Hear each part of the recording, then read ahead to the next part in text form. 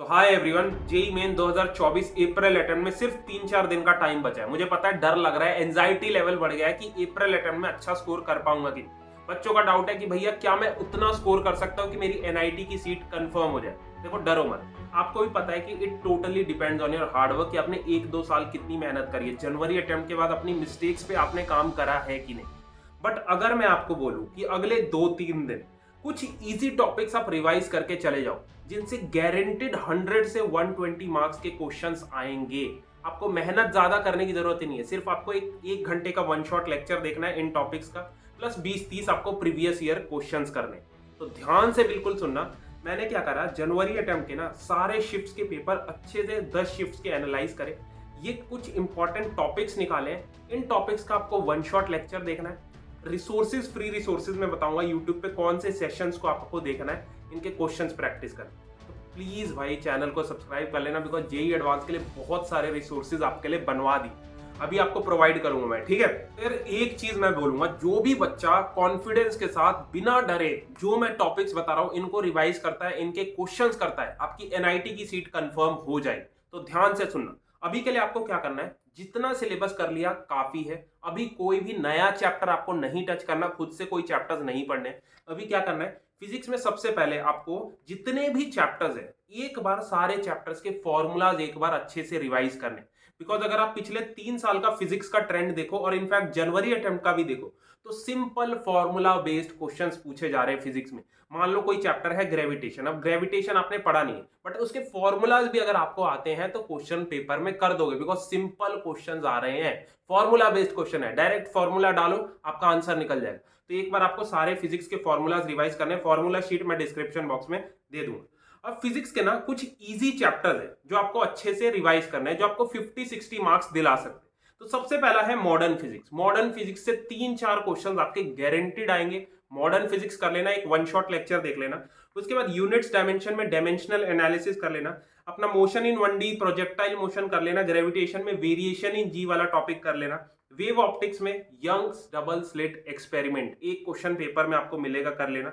Electromagnetic wave में Maxwell equation करना, semiconductors में लॉजिक गेट्स और डायोड्स पढ़ लेना। और ये अपना केटीजी है, केटीजी से भी एक क्वेश्चन आना है। तो मतलब ये वो टॉपिक्स हैं जिनसे 9 से 10 क्वेश्चंस आपको पेपर में मिलेंगे। अब जानते हैं इनके क्वेश्चंस कैसे प्रैक्टिस करने। ये जो चैप्टर्स बताए ना, एक वन शॉट लेक्चर 1 घंटे का देख लोगे और इनके 20-30 क्वेश्चन कर लोगे, काफी। ठीक है। अब फिजिक्स में एक चीज बता देता हूं, मोहित गोयंका सर को जानते होगे, एड्यूनीति चैनल। उन्होंने, सर ने ना जनवरी अटेम्प्ट के सारे शिफ्ट्स के पेपर्स को एनालाइज करके टॉप 100 क्वेश्चंस की एक पीडीएफ प्रोवाइड करी है। वो पीडीएफ मैं डिस्क्रिप्शन बॉक्स में डाल दूं। मैंने जब उसे एनालाइज करा, उसमें सारे फिजिक्स के इंपॉर्टेंट क्वेश्चन थे। एक बार आपको ये सारे क्वेश्चंस अच्छे से प्रैक्टिस कर लेते हैं, मतलब ये अगर आप प्रैक्टिस कर लेते हो तो फिजिक्स में आपको कॉन्फिडेंस आ जाएगा, सारे टाइप के इंपॉर्टेंट क्वेश्चंस आपके प्रैक्टिस हो जाएंगे। तो वो पीडीएफ मैं आपको डिस्क्रिप्शन बॉक्स में डाल दूंगा। उसके बाद अगर किसी बच्चे का फिजिक्स का पूरा सिलेबस हो रखा है तो रैंक बूस्ट टेस्ट सीरीज के अंदर JEE mains chapter wise PYQ section में टॉप 30 पीवाईक्यूज है, उन्हें एक बार प्रैक्टिस कर लेना। ठीक है, 1 महीने का सब्सक्रिप्शन ले लेना ताकि जेई एडवांस तक आपकी वो यूज हो जाए।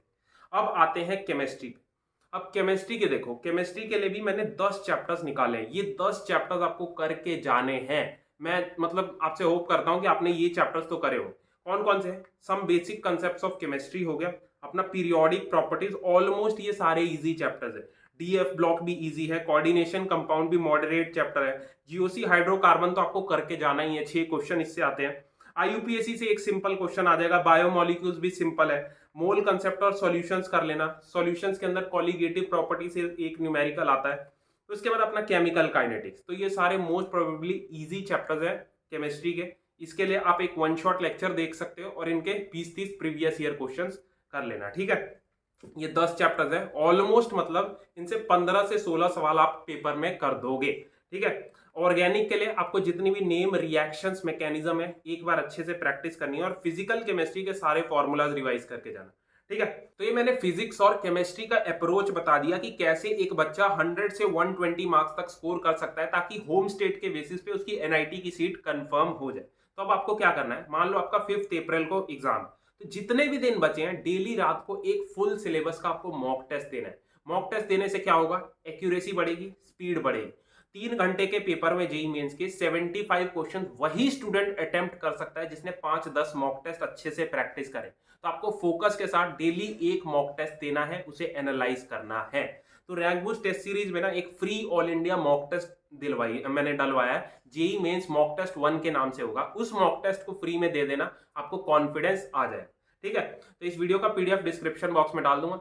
All the best. जितनी भी चीजें मैंने बताई है प्लीज फॉलो कर लो। अप्रैल अटेम्प्ट में जिस भी बच्चे ने मेहनत करी है अप्रैल अटेम्प्ट के लिए, सच में आपका सिलेक्शन हो जाएगा। ठीक है, और जेईई एडवांस के लिए वीडियोस आएंगी अब, तो चैनल को पक्का सब्सक्राइब कर लेना। मॉक टेस्ट अच्छे से दे देना, रैंक बूस्ट टेस्ट सीरीज में मैंने डलवा दिया है फ्री।